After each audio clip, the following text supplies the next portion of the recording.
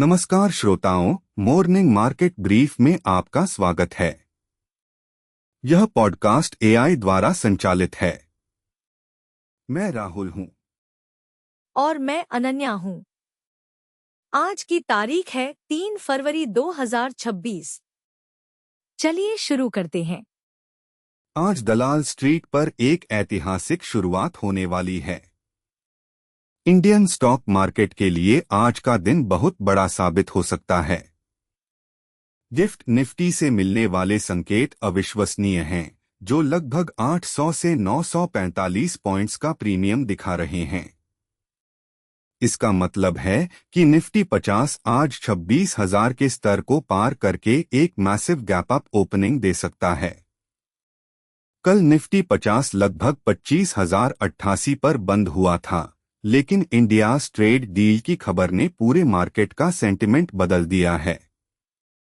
Sensex में भी आज 2,500 पॉइंट्स से ज्यादा की बढ़त देखने को मिल सकती है। कल के सेशन में हमने देखा था कि निफ्टी अपने निचले स्तरों से 400 पॉइंट्स रिकवर हुआ था, लेकिन आज की तेजी पूरी तरह से ग्लोबल क्यूज और जियोपॉलिटिक्स पर आधारित है। एफओ सेगमेंट में भी बुलिश क्यूज मिल रहे हैं।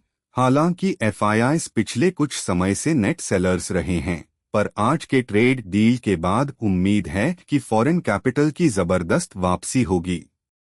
निफ्टी बैंक और आईटी इंडेक्स पर भी करीब से नजर रखनी होगी, क्योंकि यह इंडिसेस आज के रैली को लीड कर सकते हैं।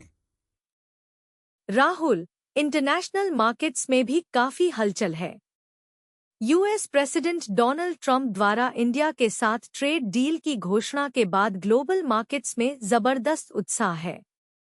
यूएस में नस्दाक और एसपी 500 ने इस खबर का सकारात्मक स्वागत किया है। उधर एशिया की बात करें तो साउथ कोरिया के स्टॉक्स में 5% का उछाल आया है, जिससे वहां ट्रेडिंग हॉल्ट तक सक्रिय करना पड़ा। जापान का निक्के 225 भी 3.1% की तेजी के साथ ट्रेड कर रहा है, जिसे टेक स्टॉक्स और बैंक अर्निंग से सहारा मिल रहा है। यूरोप की बात करें तो फुट्सी, डीएक्स और सीएसई 40 में भी सुधार की उम्मीद है। कमोडिटीज मार्केट में एक बड़ा उलटफेर देखने को मिल रहा है।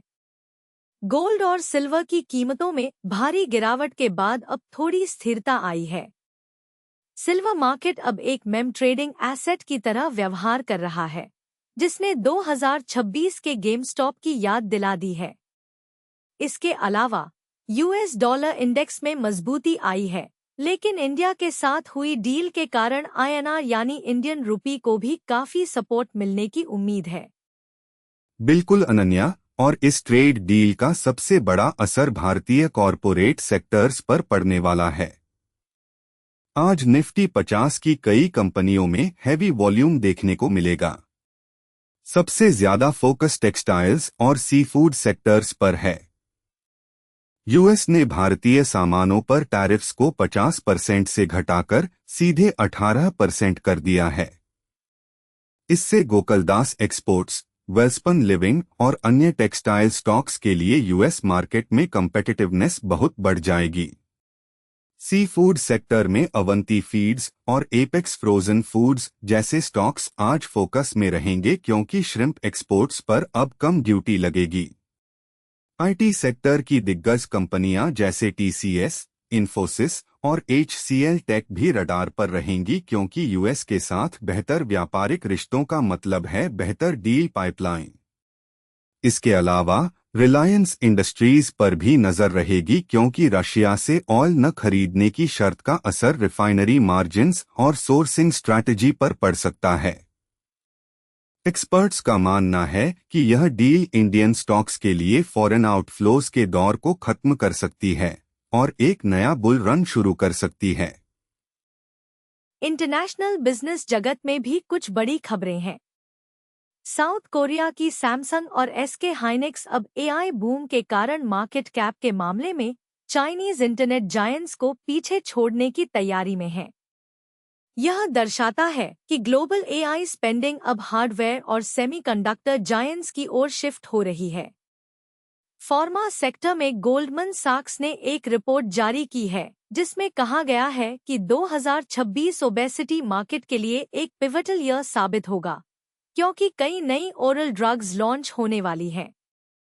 मिडिल ईस्ट से खबर है कि सऊदी अरेबिया का कैपिटल मार्केट अथॉरिटी विदेशी निवेशकों के लिए फॉरेन ओनरशिप लिमिट्स की समीक्षा कर रहा है, जिससे सऊदी तड़ावुल ग्रुप में निवेश के नए रास्ते खुलेंगे।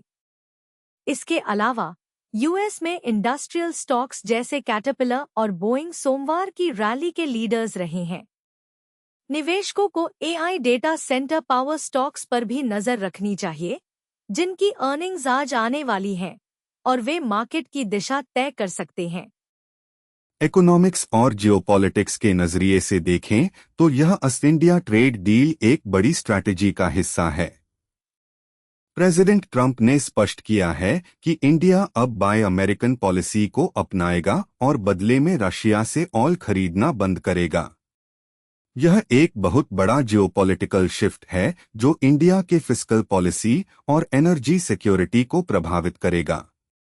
आरबीआई के लिए भी यह एक चुनौती और अवसर दोनों होगा, क्योंकि रुपये में आने वाली मजबूती इन्फ्लेशन को कंट्रोल करने में मदद कर सकती है, लेकिन एक्सपोर्ट कम्पेटिटिवनेस को भी संतुलित रखना होगा।